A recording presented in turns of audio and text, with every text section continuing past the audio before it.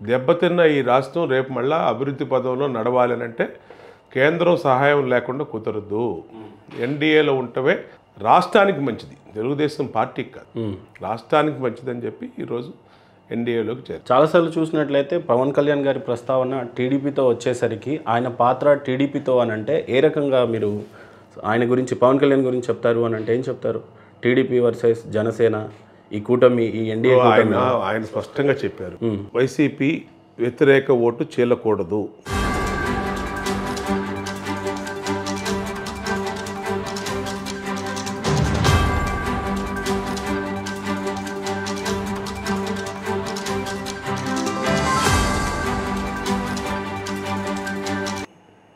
YCP వ్యతిరేక vote చీలనివ్వను. 2019లో అదే జరగబట్టి YCP అధికారంలోకి వచ్చింది.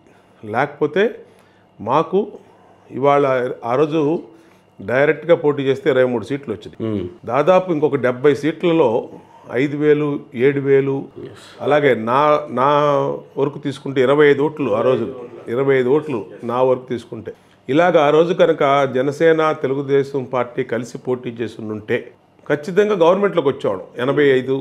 ఆ రోజున విడిపోయి పోటీ చేయటం వల్ల ఈరోజు రాష్ట్రం దాదాపు 20-30 సంవత్సరాలు వెనక్కి వెళ్ళింది. కానీ ఇక్కడ ఒక ప్రశ్న చాలా సూటిగా సార్, ఒక స్థానం కాకుండా ఏకంగా 2 స్థానాల్లో పోటీ చేసిన పవన్ కళ్యాణ్ స్వయంగా ఆయన్నే గెలవలేని పరిస్థితి. అలాంటిది టీడీపీ ఏ రకంగా జనసేనని నమ్మి ఈ కూటమికి సై అనింది అంటే ఏం చెప్తారు మీరు? అంటే ఎన్నికల్లో ఇందిరాగాంధీ గారు ఓడిపోయారు, ఎన్టీఆర్ గారు ఓడిపోయారు, అనేక చంద్రశేఖర్ మొన్నే తెలంగాణ ఎన్నికలు జరిగినాయి, ముఖ్యమంత్రి కేసీఆర్ ఓడిపోయాడు.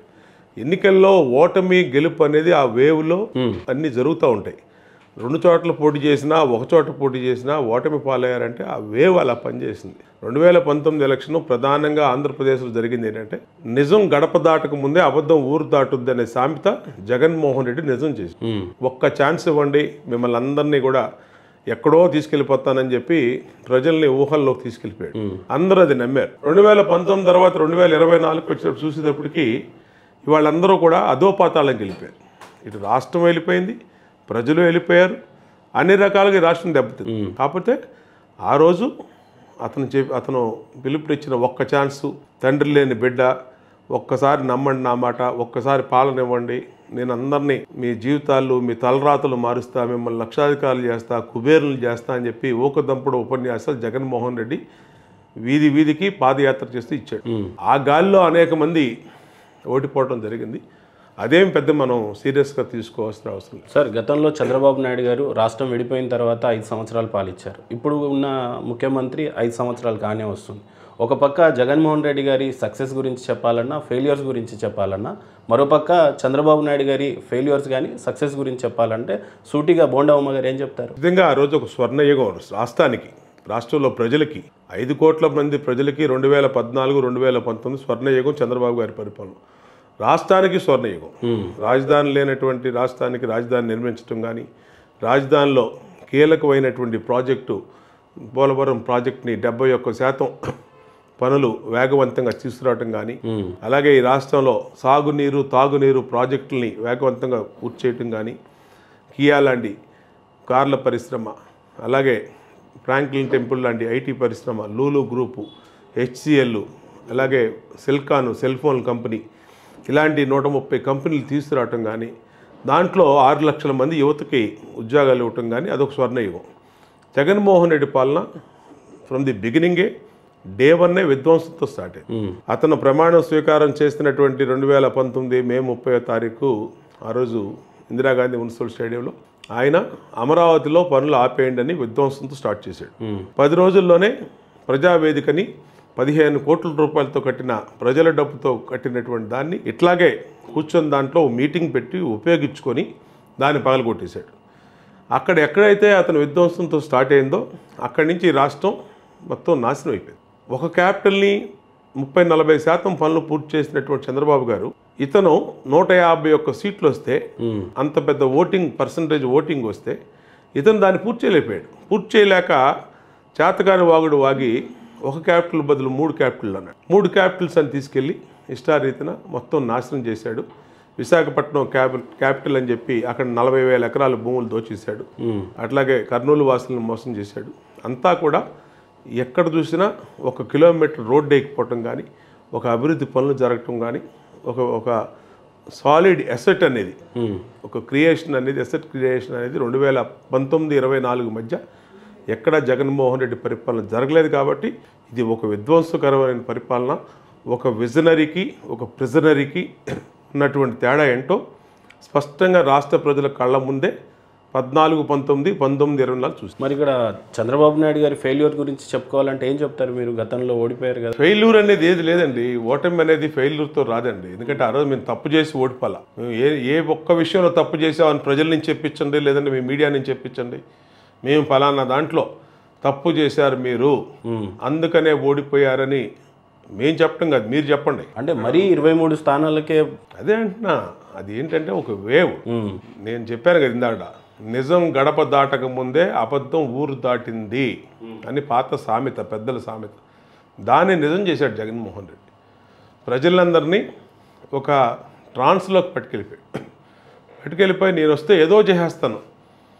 చంద్రబాబు బాగా చేశాడు, చంద్రబాబు కన్నా బాగా చేస్తా, నేను మీ తలరాతలు మారుస్తా, యువతకి జాబ్ క్యాలెండర్ ఇస్తా, మెగా డిఎస్సి ఇస్తా, ఇక అది ఇది అని లేకుండా నవరత్నాలు అన్నాడు, అది అన్నాడు, ఇది. ఈ 5 సంవత్సరాల్లో జగన్మోహన్ రెడ్డి గారు చేసినటువంటి ఏ అభివృద్ధి కార్యక్రమాలు మీకు ఏ రకంగా కూడా యాక్సెప్టెన్స్ అనిపించలేదండి? మీరు చెప్పండి ఏం చేశాడు? ఈ నవరత్నాలు కానీ ఇవి కానీ మీకు నవరత్నాలు అభివృద్ధి కార్యక్రమం కాదు కదా. నవరత్నాలు అభివృద్ధి సంక్షేమం. నవరత్నాలు అంటే సంక్షేమంలో నవరత్నాలు అని చెప్పి 9 రత్నాలని 2 రత్నాలు 3 రత్నాలు చేశాడు. ఆ 2 రత్నాలు 3 రత్నాలు 100కి 20 మందికో 30 మందికో ఇచ్చాడు. 100 మంది దగ్గర జగన్మోహన్ రెడ్డి ట్యాక్సులు పెంచి ఇంటి పన్నులు పెంచాడు, చెత్త పన్నులు వేశాడు, కరెంట్ ఛార్జీలు పెంచాడు, నిత్యావసరకులు పెంచాడు, పెట్రోలు, డీజిలు, గ్యాస్ అన్నీ కూడా ఈ రాష్ట్రంలో పక్క రాష్ట్రం కన్నా, తెలంగాణ కన్నా, తమిళనాడు కన్నా, కర్ణాటక కన్నా ఈ రాష్ట్రంలో అన్నీ పెరిగిపోయినాయి. ఎందుకు పెరిగినాయి? జగన్మోహన్ రెడ్డి బాధుడు వల్ల. అతనే చెప్తున్నాడు 2,55,000 కోట్లు నేను బటన్ నొక్కి ప్రజలకు ఇచ్చానంటున్నాడు. నువ్వు 2,55,000 కోట్లు ఇచ్చావు, మరి 13 లక్షల కోట్లు అప్పులకి తీసుకెళ్ళావు రాష్ట్రాన్ని. కానీ గతంలో ఏ ముఖ్యమంత్రి చేయాలన్నంత స్పీడ్గా పోర్ట్లు కంప్లీట్ చేశాను, హైవేస్ కంప్లీట్ చేశాను. మరీ ముఖ్యంగా విజయవాడలో చెప్పినట్లయితే ఫ్లైఓవర్స్ ఎక్కువగా నా హయాంలోనే పూర్తయ్యాయి. డెవలప్మెంట్ ఏది నోచుకున్నా కూడా వైఎస్ఆర్సీపీ హయాంలోనే నోచుకుంది అని అంటున్నారు. పక్కా మోసం, పక్కా అబద్ధం. ఒక్కసారి శాంక్షన్ డేట్ చూసుకోండి, పనులు మొదలుపెట్టిన డేట్ చూసుకోండి, ఆ రోజు వచ్చిన ఆర్డర్స్ చూసుకోండి, కేంద్రం అప్రూవల్ చేసిన డేట్లు చూసుకోండి. అన్నీ కూడా తెలుగుదేశం టైంలో అయినటువంటి ఈయన వచ్చినాక పనులు పూర్తయినాయి. కట్టిందామో కష్టపడిందామో చంద్రబాబు గారు, రెబ్బన్ కట్ చేసిందామో ఈయన, చెప్పుకుంటుందామో పేరు ఈంది. అంతే తప్పితే మీరు చెప్పండి, ఈ రాష్ట్రంలో మేము ఉన్నాం, మేము చెప్తాం. గోదావరి కృష్ణ అనేది అనుసంధానం చేసింది తెలుగుదేశం, చంద్రబాబు గారు. పోలవరం 71% పూర్తి చేసింది చంద్రబాబు నాయుడు గారు. ఈ రాష్ట్రంలో పరిశ్రమలు, ఇన్వెస్ట్మెంట్స్, అలాగే ఇండస్ట్రీస్, ఐటీ కంపెనీలు తెచ్చింది చంద్రబాబు గారు. నువ్వేం తెచ్చావు చెప్పు. బట్ అత్యధికంగా పోలవరంలో అవినీతి జరిగింది, 75% జరగనలేదు. స్పిల్ వెల్స్ అన్నీ కూడా ప్రాపర్గా నిర్మించలేదు. కాంట్రాక్టుల మీద కమిషన్లు దోచుకోవడానికి చంద్రబాబు నాయుడు గారు తొందరగా ఈ ప్రాజెక్ట్ పూర్తి అవ్వాలి, నా కమిషన్ ముందే ఇచ్చేయాలని చెప్పి జగన్మోహన్ రెడ్డి గారు ఆరోపించారు బహిరంగ వేదికల్లో. దీన్ని ఏ రకంగా తీసుకు ఇలాంటి సొల్లు మాటలు చెప్పే విజయం సాధించి నేనేం చెప్తున్నా, ఇది మన ప్రాజెక్ట్ కాదు, కేంద్రం ప్రాజెక్టు. దీని మీద పీపీ అథారిటీ ఉంటుంది, పోలవరం ప్రాజెక్ట్ అథారిటీ ఉంటుంది. ఒక ఆంధ్రప్రదేశ్ డిసిషన్ ఏమి ఫైనల్ కాదు. ప్రతి బిల్లు, ప్రతి వర్క్ అక్కడ ఏది పెట్టినా వాళ్ళు స్క్రూటినీ చేసి పెడతారు. కాబట్టి 100% నిధులు పోలవరం ప్రాజెక్టుకి కేంద్రం ఇచ్చిన నిధులు. దాంట్లో ఏ విధంగా చంద్రబాబు గారు చేయగలుగుతాడు? చేయలేడు. బట్ ఇతను మాత్రం జగన్మోహన్ రెడ్డి ఏం చేశారంటే దాని మీద వచ్చే పవర్ ప్లాంట్ ఎన్నిటిని కూడా అమ్ముకున్నాడు లంచాలు తీసుకొని. నాసిరకం పనులు చేసి దాంట్లో ఇవాళ కాపర్ డ్యామ్ కొట్టుకుపోయేటట్టు తీసుకొచ్చాడంటే ఇతను అవినీతి. మరి ఈ 5 yearsలో ఆ 25%ని ఫినిష్ చేయడానికి వైఎస్ఆర్సీపీకి ఎందుకు అంత టైం పడుతుందంటే ఇప్పుడు నేను ఇందాక మీకు చెప్పా, ఒక విజనరీకి ఒక ప్రిజనరీకి ఉన్న తేడా ఏంటో 2019-24 మధ్య కనపడింది. ఐడియా ఉంటే ఒక ప్రాజెక్ట్ మీద ఒక కమిట్మెంటు, ఒక స్టేట్ మీద ఒక కమిట్మెంటు, ఒక అవగాహన ఉంటే ఇవన్నీ పూర్తవుతాయి. సేపు లిక్కర్లో దోచుకుందాం, శాండ్లో దోచుకుందాం, మైన్స్లో దోచుకుందాం, భూముల మీద దోచుకుందాం, ఇలా ఉండేవాడికి ఏం కనబడతాయి? కాబట్టి తేడా అది. ఆ రోజున మేము చేసాము ప్రాజెక్టులు.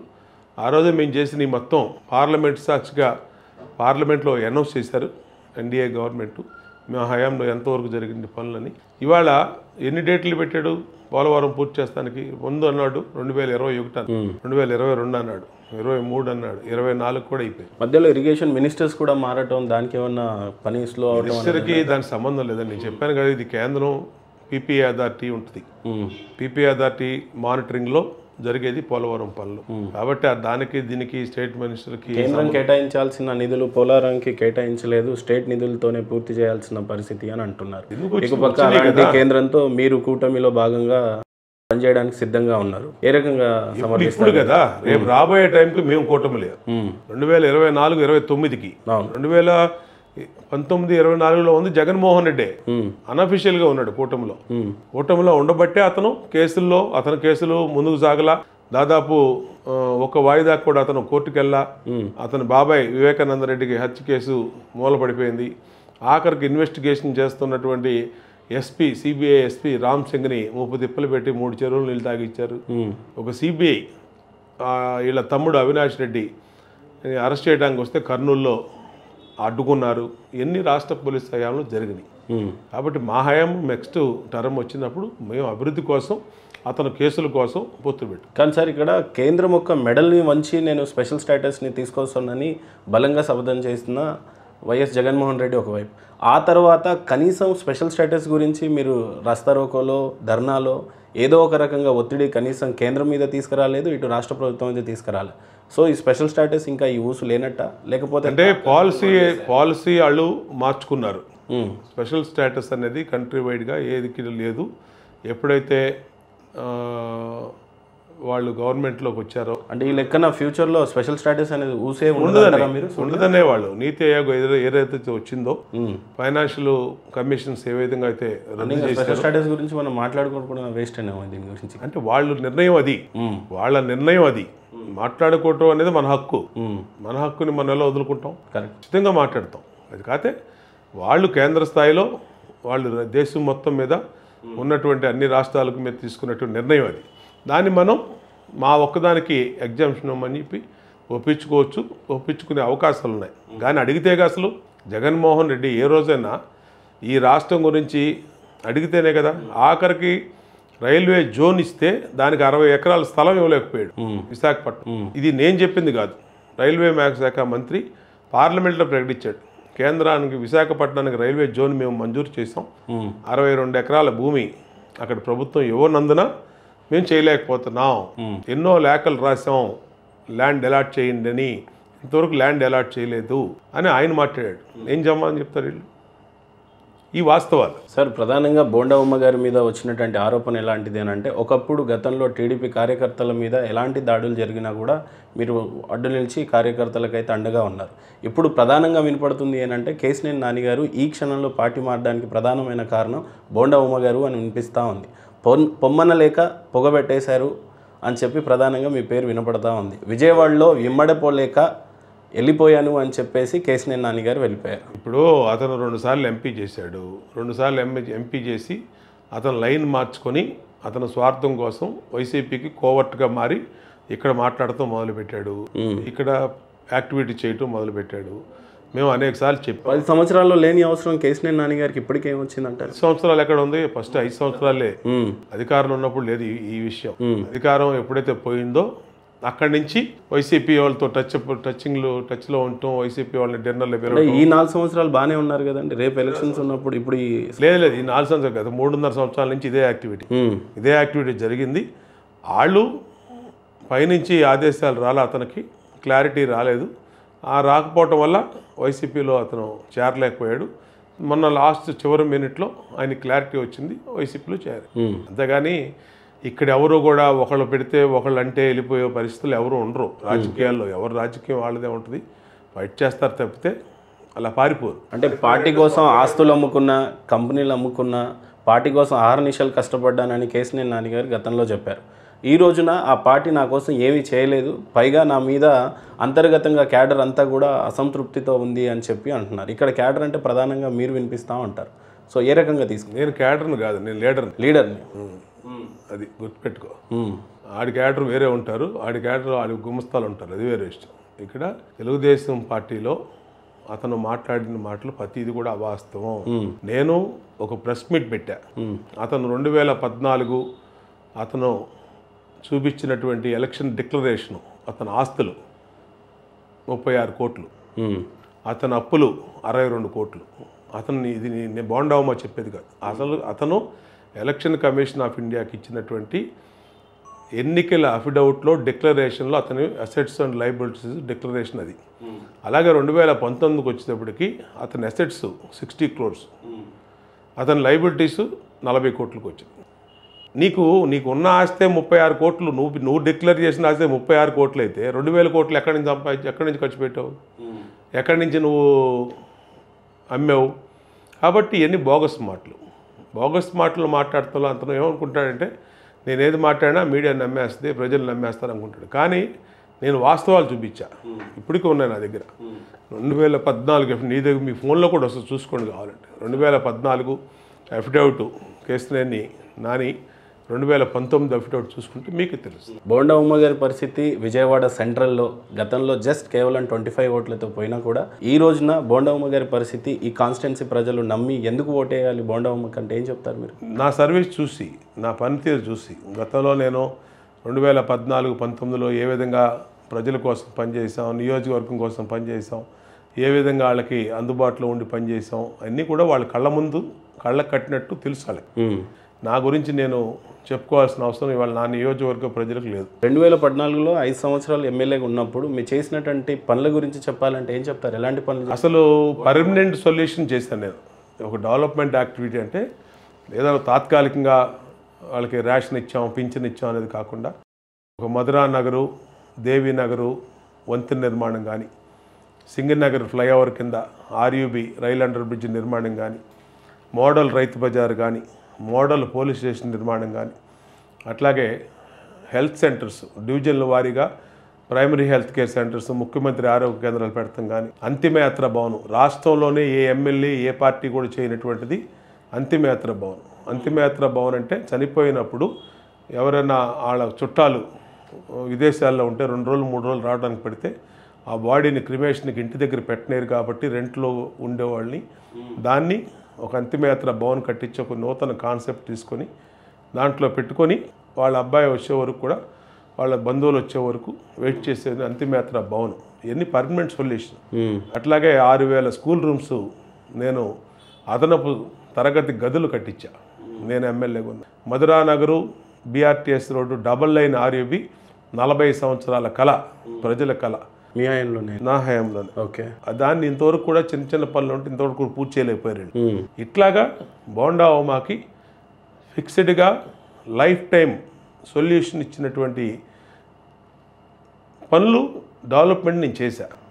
ఇవాళ 5 సంవత్సరాలు చెప్పండి వీళ్ళు ఏం చేశారు? అలాంటి చెప్పలేరు, చేయలేదు. కాబట్టి నేను 2014-19 ఎమ్మెల్యేగా ఉండి 2024లో కూడా నేను ఇవాళ మీ ముందు చెప్తున్నానంటే మీరు తీసుకొని ఇప్పుడు కెమెరాలు తీసుకుని అక్కడికి వెళ్ళినా అలాగే అక్కడ శంకుస్థాపనలు ఉంటాయి, ప్రారంభోత్సవాలు ఉంటాయి, శిలాపలకాలు ఉంటాయి. ఓకే. బోండా ఉమా చేసినాయి. అట్లాగే కమ్యూనిటీ హాల్స్, అట్లాగే రోడ్లు, స్ట్రాంగ్ వాటర్ డ్రైన్స్, అలాగే కాన్స్టిట్యున్సీకి 16 MGD అదనపు డ్రింకింగ్ వాటర్ అలాట్మెంటు, అట్లాగే ఈ పవర్ ట్రిప్పింగ్స్ లేకుండా 4 పవర్ స్టేషన్స్ సబ్స్టేషన్స్ నిర్మాణం, ఫస్ట్ మోడల్ ఇండోర్ సబ్స్టేషన్ నిర్మాణం నా నియోజకవర్గంలో జరిగింది.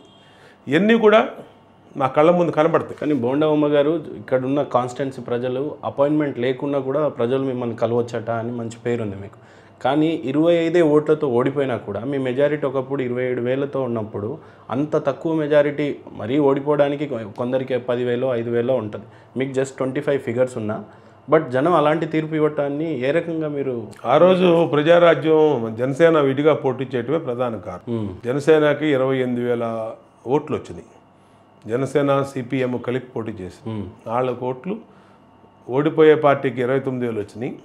ఆ 29,000 ఓట్లలో 29 ఓట్లు వచ్చింటే మనం గెలిచాం. అట్లాగా విడిగా పోటీ చేయడం వల్ల నష్టపోయాం. తెలుగుదేశం పార్టీ నష్టపోయింది, జనసేన నష్టపోయింది. అందుకనే పవన్ కళ్యాణ్ గారు ప్రభుత్వ వ్యతిరేక ఓటు చీలకూడదు, hi AP bye bye YCP అనే ఒక క్యాప్షన్ తీసుకొని ఆయన ప్రజల్లోకి నిదానంతో వెళ్తున్నారు. అందరు ఎమ్మెల్యే లాగా ఎమ్మెల్యే గెలిచిన తర్వాత మంచి కార్లు, బంగ్లాలు, ఇల్లు, ఆస్తి, రోడ్లు, లేకపోతే ఇంకొక రకమైన సంపద సంపాదించుకుంటారు ఎమ్మెల్యేలు అని అంటారు. మీరు ఏ రకమైన సంపదను సంపాదించుకున్నారు? నాకేం లేదండి. నాకు ఉండుంటే నాకు ఎలక్షన్ అఫిడవిటే తెలుస్తుంది మీకు. 2014 నేను కంటెస్ట్ చేసినప్పుడే నా డిక్లరేషన్, నా మీకున్న కార్లు, మీకున్న ఇల్లు మీరు టీడీపీలో కంటెస్ట్ చేయకన్నా ముందున్నాయా, తర్వాత ఉన్నాయా? ముందే ఉన్నాయి. ఇప్పుడు ఈ ఇల్లు కానీ ఇవన్నీ కూడా 2012లో ఈ కంప్లీట్ చేసిన హౌసెస్. నా ప్రాపర్టీస్, నా అఫిడవిట్లు తీసుకుంటే తెలిసిపోద్ది మీకు. అవన్నీ కూడా అప్పుడి తర్వాత 2014 తర్వాత ఏదో చిన్న చిత్తగా ఏమన్నా ఉంటే తీసుకున్నవి తప్పితే మనం మేజర్ మార్పులు ఏమి లేవు. రాజకీయాల్లోకి వచ్చాక బోండమ్మ గారు ఏమైనా సంపాదించింది ఉందా, కోల్పోయిందే ఎక్కువగా ఉందా? కోల్పోలా, సంపాదించాల, రెండు జరగల. అంటే కోల్పోవడం అంటే నాకు ఫిక్స్డ్ ఇన్కమ్స్ ఉంటాయి కొంచెం, దాన్ని నేను ప్రజల కోసం ఖర్చు పెట్టాను తప్పితే దాన్ని కోల్పోవటం అని కూడా అన్నాను నేను. అలాగే సంపాదించితే కనబడిపోద్ది, లిక్విడ్గా ఎక్కడ పెట్టుకోరు, ఏదైనా అసెట్సే కొంటారు ఎవడన్నా, అలాంటివి కూడా నాకు లేవు. బలంగా మీ ప్రత్యర్థి వెల్లంపల్లి శ్రీనివాస్ గురించి చెప్పాలి అని అంటే, రాబోతున్న ఈ ఎలక్షన్స్లో మీకెందుకు ఓటేయాలి, లేదంటే వెల్లంపల్లి శ్రీనివాస్ గారికి వేయకూడదు అని అంటే ప్రధానంగా మీరేం చెప్తారు? వెల్లంపల్లి అనే అతను అవినీతిపరుడు కాబట్టి, అసమర్థుడు కాబట్టి అతన్ని సిట్టింగ్ ఎమ్మెల్యే నుంచి సీటు తొలగించారు. బోండా ఉమా ఈ సెంట్రల్ నియోజకవర్గంలో గతంలో ఎలా పనిచేశాడనేది ప్రతి ఒక్క కుటుంబానికి తెలుసు. కాబట్టి అతను బలవంతుడా, బలహీనుడా, పనికిమాలోడా అనేది మనకు అనవసరమైన విషయం. కానీ బోండా ఉమా గురించి ప్రజలందరికీ తెలుసు. ప్రజలందరికీ తెలిసిన బోండా ఉమాని నన్ను వాళ్ళ కుటుంబ సభ్యుడిగా వాళ్ళు చూసుకుంటారు. వాళ్ళ ఫ్యామిలీలో ఒక మెంబర్గా, వాళ్ళ అన్నగా, వాళ్ళ తమ్ముడుగా, వాళ్ళ కుటుంబ సభ్యుడిగా చూసుకుంటున్న తరుణంలో నాకైతే 200% కాన్ఫిడెంట్ ఉంది. రేపు ఎన్నికలు పెద్ద ప్రాబ్లం ఇంకా ఏం చెప్పినా విజయవాడ సెంట్రల్ అనే కాన్స్టిట్యున్సీ మీకు ప్రతి ఇల్లు తెలుసు, ప్రతి వాడ తెలుసు, ప్రతి గల్లీ తెలుసు. ఈరోజు వెల్లంపల్లి శ్రీనివాస్ గారు లోకల్గా చెప్పుకోవడానికి ఉన్నప్పటికీ ఆయన కొద్దిగా కాన్స్టిట్యున్సీ కొత్తగా ఉంటుంది. సో రాజకీయ పరిణామాలు ఏ రకంగా ఉండబోతున్నాయి అని అంటే ఏం చెప్తారు? డిపాజిట్ రాదని చెప్తున్నా. అతనికి డిపాజిట్ కూడా కష్టం. ఎందుకంటే టోటల్ ఓవరాల్గా వైసీపీకే ఆ పరిస్థితి ఉంది. వైసీపీకే సింగిల్ డిజిట్కి వచ్చే పరిస్థితి స్టేట్లో. ఇతను ఇక్కడ అసలు ఇతను అవినీతి గురించి సెంట్రల్ నియోజకవర్గ సిటీ ఇది విజయవాడ సిటీలో అందరూ కూడా అవేర్నెస్ ఉంటారు, ప్రతి మూమెంట్ని వాచ్ చేస్తూ ఉంటారు. కాబట్టి వాళ్ళందరికీ ఇతను వెల్లంపల్లి ఏంటో తెలుసు. వెల్లంపల్లికి ఇక్కడ డిపాజిట్ కూడా రాదు. గతంలో చంద్రబాబు నాయుడు గారు ముఖ్యమంత్రిగా ఉన్నప్పుడు బోండా ఉమా గారికి మంచి సత్సంబంధాలు ఉండే ముఖ్యమంత్రితో అనేవాళ్ళు. ఎప్పుడు వెళ్ళినా ముఖ్యమంత్రి దగ్గరికి కొన్ని ఫైల్స్ మీద ఫైల్స్ పట్టుకొని పెండింగ్ పనులున్న చాలా రిక్వెస్ట్లు చేసి ఫండ్స్ తీసుకొని వచ్చారనే పేరుంది. అలాంటి ముఖ్యమంత్రి గురించి చెప్పాలంటే మీ అనుబంధం చంద్రబాబు నాయుడుతో ఏ రకంగా ఉండింది? చంద్రబాబు నాయుడు గారు డైనింగ్ టేబుల్ వరకు వెళ్ళగలిగే వ్యక్తి బోండా ఉమా. అది ఎప్పుడు కూడా మాకు ఆ స్వతంత్రం ఉంది. 25 సంవత్సరాల తెలుగుదేశం పార్టీ జర్నీలో ఆయన మాకు ఎప్పుడో ఆ వాల్యూ ఇచ్చారు, ఆ ఇంపార్టెన్స్ ఇచ్చారు. మేము అట్లాగే ప్రజల సమస్యల మీద నిత్యం పనిచేసేవాళ్ళం. తెలుగుదేశం పార్టీ అంటేనే ఎప్పుడు కూడా ఒక కసితో పనిచేసేవాళ్ళం. ఈ పనే ఇవ్వాలి, ఈ రోడ్డుకి ఈ 2 కోట్లు, ఈ బ్రిడ్జికి 5 కోట్లు, లేదంటే ఈ హాస్పిటల్కి 1 కోటి రూపాయలు ఇలా తీసుకురావాలి నిధులు అంటే అదే పని మాకు ఉండేది. లేదంటే ముఖ్యమంత్రి సహాయ నిధనం, పబ్లిక్ ఇష్యూస్ అయ్యే ఉండేవి. ఎందుకంటే నాకేమి నేను బిజినెస్ నేను ఎప్పుడో 2012లోనే నేను వ్యాపారాలు ఆపేశాను. అప్పటి నుంచి వాటి వరకు ఏ వ్యాపారంలో లేను నేను. నాకు వేరే పర్సనల్ యావిగేషన్స్, పర్సనల్ ఇష్యూస్ కూడా లేవు. 24/7 పాలిటిక్స్, 365 days పబ్లిక్. ఎన్ని సంవత్సరాలుగా బాబు గారితో కలిసి పనిచేస్తున్నారు కదా, ఏదన్నా ఒక మంచి మెమరీ ఉందా బాబు గారితో మీకు? చాలా ఉన్నాయి, ఒకటే ఉంది, చాలా ఉన్నాయి, చాలా నెంబర్ ఆఫ్ మెమరీస్. ఏదైనా మా కోసం అంటే పబ్లిక్ కోసం చేసినటువంటి వాటిలో ఆయన మాకు చేసినటువంటి తీరు, ఆయన మాకు రెస్పాండ్ అయ్యి ఒక ఇష్యూ తీసుకెళ్ళినప్పుడు ఆయన ఎంత టైర్డ్ అయిపోయినా, ఎంత ప్రెజర్లో ఉన్నా, ఆ పని అనగానే నేను వెళ్ళంగానే ఏంటమ్మా వచ్చామని చెప్పి ఆయన ఆ పని చేసి పంపించడంలో అవన్నీ చేయబట్టే ఇవాళ అంత మంచి పేరు బోండా ఉమాకు. ప్రధానంగా ఇక్కడ చాలామంది 4-5 సార్లు గెలిచిన ఎమ్మెల్యేలు కూడా ఉన్నారు. ఒక్కసారి గెలిచిన ఎమ్మెల్యే బోండా ఉమా గారికి చంద్రబాబు నాయుడికి అంత సాన్నిధ్యం ఎలా ఏర్పడిందంటే, అంటే చొరవ ఉంటుందండి. ఒకళ్ళు ఒక నైజంతో ఉంటారు, ఒకళ్ళు రిజర్వ్గా ఉంటారు, ఒకళ్ళు చొరవతో ఉంటారు. నేను ఎప్పుడూ అలాగ ఉండేవాడిని. పార్టీలో ఎప్పుడు 24/7 యాక్టివ్గా ఉండేవాడు. ఇప్పుడు ఆయన మీద కానీ గవర్నమెంట్ మీద కానీ అధికారులు ఉన్నప్పుడు అసెంబ్లీలో కానీ బయట కానీ చిన్న మాట ఎవరు మాట్లాడినా ఇమీడియట్గా నేను ఒక జాతీయ అధికార ప్రతినిధిగా రెస్పాండ్ అయ్యేవాడిని. తర్వాత అధికారంలో పోయిన తర్వాత బహుశా అందువల్లనే శత్రువులు కూడా ఎక్కువ పెంచుకున్నట్టున్నారు పార్టీ గురించి మాట్లాడి బోండమ్మ గారు. వైసీపీ నుండి చాలా శత్రుత్వాన్ని కొని తెచ్చుకున్నట్టున్నాడు. ఉంటుంది, అన్నీ ఉంటాయి పాలిటిక్స్లో. మనం కొన్ని వద్దనుకున్నా వస్తాయి. ఇప్పుడు ఈ రోజా లాంటి కూజా ఎన్ని ఎన్ని ఎన్ని మా పార్టీలో మాతో పాటు తిరిగేది అమ్మాయి. మరి తర్వాత వాళ్ళు వెళ్ళి ఎలా మాట్లాడుతుంది చంద్రబాబు గారిని, మమ్మల్ని ఎలా మాట్లాడుతుంది. కాబట్టి ఇవన్నీ కామను. కొడాలి నాని ఒక పక్క విడుదల రజనీ గారు అయితే ఏకంగా మీ వనంలో పెరిగిన మొక్కని నేను, మీరు నాటినటువంటి మొక్కని నేను అని చెప్పిన విడుదల రజనీ కూడా ప్లేట్ ఫిరాయించి వేరే పార్టీకి పోయిన పరిస్థితి. ఇలాంటి మొక్కలు తొక్కలు బోల్డ్ మంది ఉంటారు ఇవన్నీ పాలిటిక్స్లో. అందరూ మామూలు రేపు మళ్ళీ మా దగ్గరికి వచ్చేసి మేము పుట్టింటికి వచ్చేసాం, ఇప్పుడు నాకు చాలా కంఫర్ట్గా ఉంది, నా పుట్టిల్లు ఇది, అదంతా రెంటెడ్ హౌస్, తొక్కలు అది అని చెప్తారు. ఇవన్నీ కామన్ జరుగుతూ ఉంటాయి, ఎన్ని కళ్ళ ముందే జరుగుతూ ఉంటాయి. ఇప్పుడు బోల్డ్ మంది పార్టీలు మారుతూ ఉంటారు, చేస్తూ ఉంటారు, వస్తూ ఉంటారు, వెళ్తూ ఉంటారు. రాజకీయాల్లో అదొక కామన్ అంతే తప్పితే ఎవరికి రాజకీయాల్లో శాశ్వత శత్రువులు ఉండరు, శాశ్వత మిత్రువులు ఉండరు. సార్ ఈ రోజులో చాలామంది నాయకులను చూస్తున్నట్లయితే గతంలో పార్టీలో ఓడిపోయినా సరే నిలబడి నాయకుడి కోసం కానీ పార్టీ కోసం కానీ అండగా నిలబడి నించునే నాయకులను చూసాం.